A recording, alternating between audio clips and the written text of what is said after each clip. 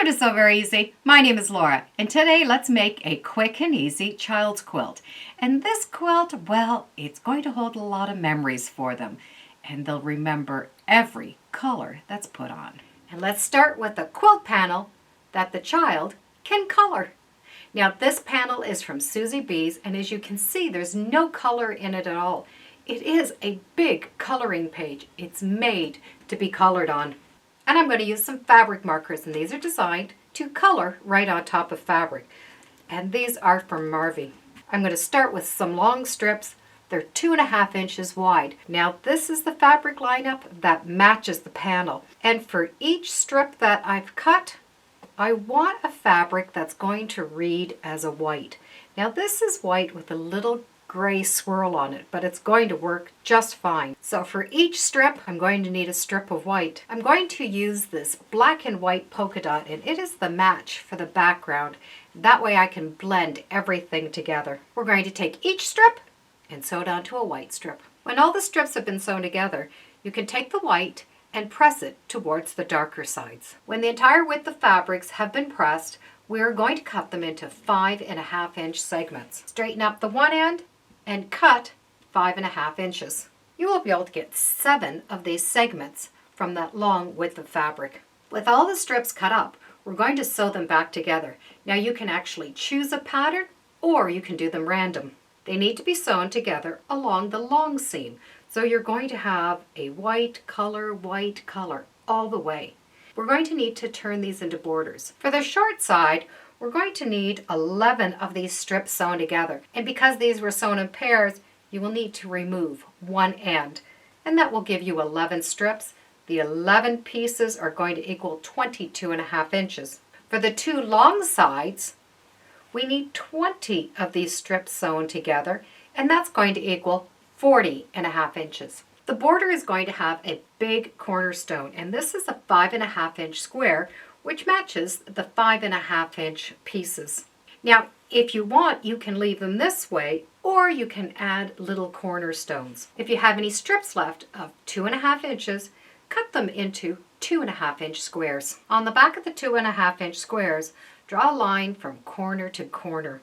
And on each corner of the block, you will add one of these squares and stitch right down the center of that line. When the 4 corners are on, just take those edges and press them out, and it should still remain a 5.5 inch square.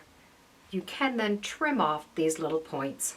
And when those squares are done, you need to sew them on the end of the short strip. You're going to have 2 on one end and 2 on the other. And when those ends have been put on, those short pieces now become 32.5 inches. With the short border done and the long border done, we now will be able to put it on to the quilt. So I've trimmed the panel to be 32.5 inches by 50.5 inches. The first border you're going to sew on are the 2 long sides. When the long sides are done and the tops are added, those 5.5 inch squares will fit right in that corner. So sew the 2 sides on and then the top, matching up these corners. When the border's done, add one more border. And this is going to be a 3 inch border. Now, if it's a little bit bigger than you want, it can always be trimmed down, or you can always add a bigger border. The first 3 inch border I'm going to put on are on both sides. So it's going to match that length. The next border is going to go right from that edge all the way to the other edge. So that border is going to come right to the end. That's going to frame the quilt. And with that last border on, we're done. This can be colored now, or it can be colored after it has been quilted. So if you want to give this as a gift, you can quilt it first. And because this is going to be colored on with the permanent markers, I've chosen a black background.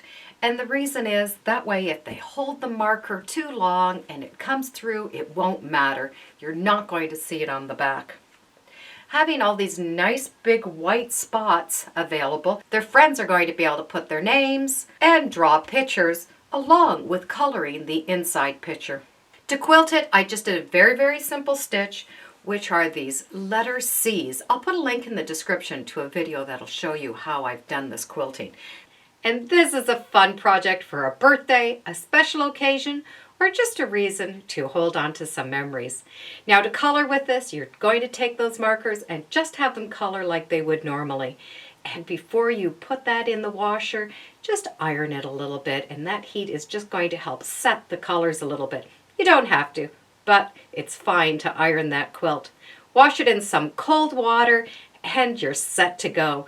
Those colors are going to stay nice for a long, long time. And when they look at this quilt for years to come, they're going to remember that special occasion. Thank you for joining me today on Sew Very Easy. Feel free to subscribe, and as always, come on back. Let's see what we're sewing next time in the sewing room. Bye for now.